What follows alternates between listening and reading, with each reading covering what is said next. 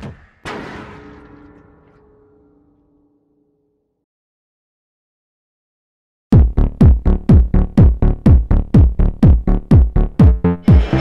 everyone, we're here at Toronto Comic Con 2011. Again, I'm here with Andy, who's one of the artists on Kill Shakespeare, one of the 2010s, I think, breakout graphic novels. Thank you very much, thank you. No problem, no problem. Kill Shakespeare is a very Shakespearean-influenced graphic novel. Yeah, clearly. Just a little bit, just a tad. A tiny bit, just like every character in it is from Shakespeare, so yeah. It's kind of a giant mashup of the Shakespeare's greatest heroes and villains. Yeah, it's basically all his greatest heroes, villains. You know, you got Hamlet, Othello, Iago, Lady Macbeth, Richard III. It's basically like the best of the best. It's like the Justice League of Shakespeare. The Justice League of Shakespeare, definitely. Yeah, exactly. So we can definitely bet that you guys are fans of the Bard's work.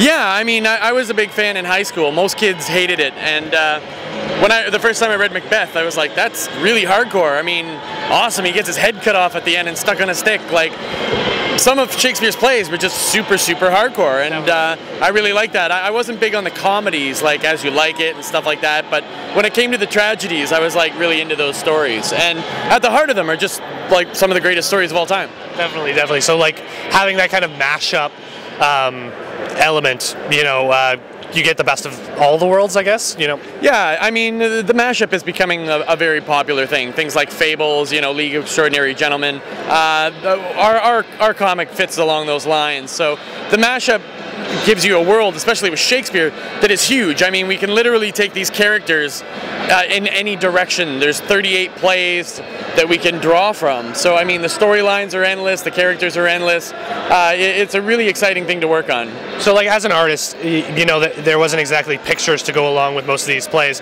How challenging or, like, how fun, I guess, is it to kind of put your own artistic influence into the different characters? Well, that's exciting. I mean, the writers had a good idea of what they wanted the characters to look like, and then I kind of just, you know, went with that a little bit and then played with it.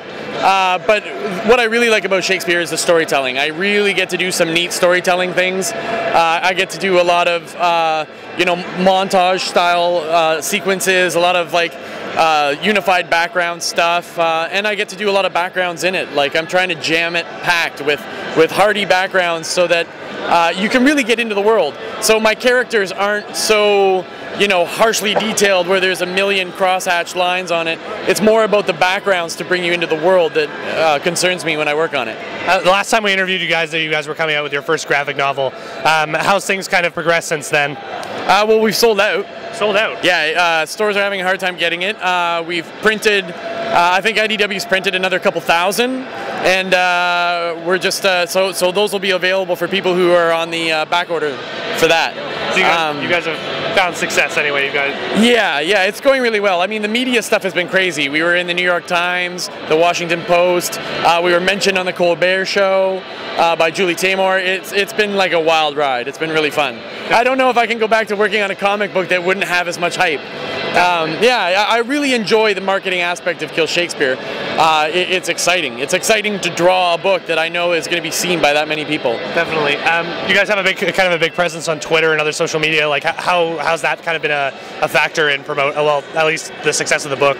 I'm sure my friends want to kill me, but I mean, if someone's going to write a review on me, then I'm going to post it on Facebook. I mean, it's you know, that's the least I can do, sort of thing. Yeah. So my friends can see it and other people can see it, and I think that's been actually a big part of the way we do things. Is social media is really a part of it, and we run contests every month and every issue in Facebook and Twitter. So it's kind of exciting.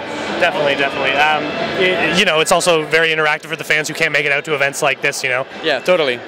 Excuse me. But I guess like the convention is kind of important for, you know, to meet these fans face to face and at least be able to like talk to them, you know, on a more kind of personal level. Yeah, that's been exciting. I mean, when you're sitting there and you're selling the product and they're coming up to you going, "Oh my gosh, I'm such a Shakespeare fan and I really love the book and love what you're doing with it," it feels really good. And they get a chance to see how I do the pages and, you know, ask questions that they may not do on Twitter or Facebook. You know, so it's exciting to hear that. Yeah. Definitely. It's always good to get feedback for your work. Yeah, totally. I've actually been really lucky. We've been a lot of critics out there on like CBR and stuff are right on top of my book, and every issue they write reviews and stuff, and it's really great to hear feedback on that stuff. It's really cool. Yeah, it's more of a different concept, I guess, than a superhero book that we it's kind of everywhere, I guess. Yeah, it's one of those things that when we started, a lot of people were like, "Oh, that sounds silly," and then they start getting into it, and now we've got a lot of diehard fans that are get really excited about the stuff. So it's good to see. It's really cool. Definitely.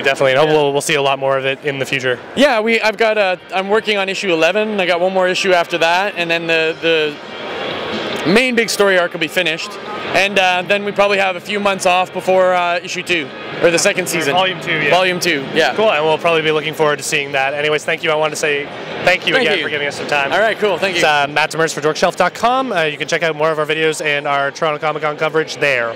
Thank you.